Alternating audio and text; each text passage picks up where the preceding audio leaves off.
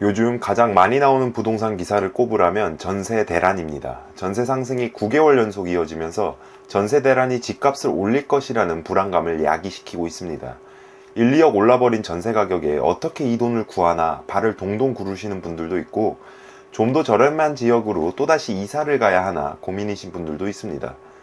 또한 전세값을 올려 집주인한테 주느니 대출을 더 크게 얹어서 내 집 마련을 지금이라도 해야 하나 고민이 깊으신 분들도 꽤 많아졌습니다.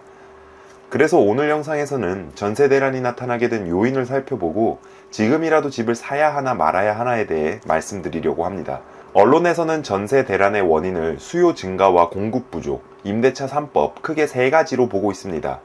첫 번째 원인인 수요 증가를 보게 되면 전세 사기로 인해 다가구 다세대 등의 수요는 줄어들고 아파트 쪽으로만 수요가 이동하다 보니 주거 형태에 따른 수요 불균형을 꼽고 있습니다.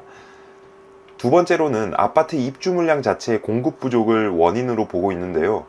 불과 1년 전만 해도 역전세난으로 보증금을 돌려받지 못하는 임차인들을 위해 정부는 집주인에게 전세 반환 대출에 대한 DSR을 완화했죠. 그렇다면 1년 사이에 서울 주택 공급이 크게 달라졌을까요? 그렇지만은 않습니다. 23년과 24년 서울 아파트 공급량 차이는 5천 채 정도밖에 나지 않습니다. 이렇듯 역전세난에서 전세 대란으로 분위기가 바뀐 이유를 공급 부족 혹은 수요 증가에서 찾기는 어려워 보입니다. 마지막으로 임대차 3법을 살펴볼까요? 시행 첫 해였던 2020년 비정상적으로 전세가가 폭등하면서 전세자의 대출 부담이 증가해 버렸습니다. 당시 은행 전세대출 이자가 월세를 초과하면서 전세 수요자들은 월세로 이동, 전세 수요가 빠지면서 전세 매물이 증가하였습니다.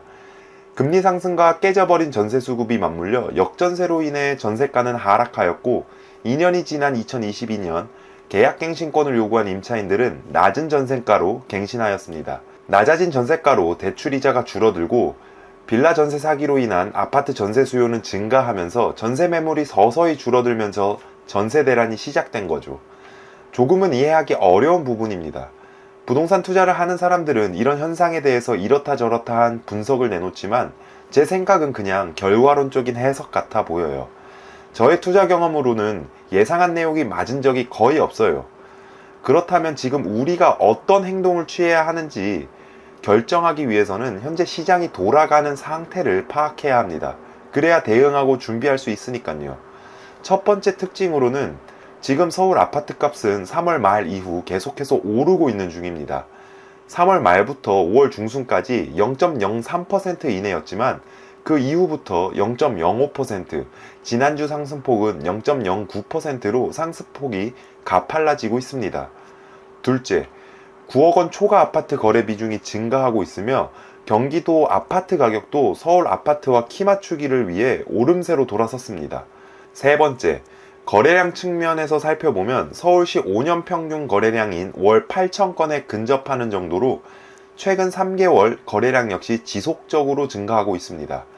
이를 종합해서 생각해보면 사람들이 점차 현재 아파트 시세에 적응하고 있다는 것입니다. 유튜브 댓글을 살펴보면 죄다 하락론을 외치지만 현실은 그렇지가 않아요. 살 사람은 사고 있는 분위기입니다. 그렇다고 제가 지금 반드시 사라 말아라 이런 얘기 하는 것도 아닙니다. 저도 지켜보고 있거든요. 서울에서도 강남, 서초, 송파, 마용성 등 1, 2급지의 선호단지들은 정고점 회복 수준으로 거래가 활발하게 진행되고 있지만 그 외 지역은 거래가 활발하지도 않고 정고점 회복도 못한 곳들이 더 많습니다.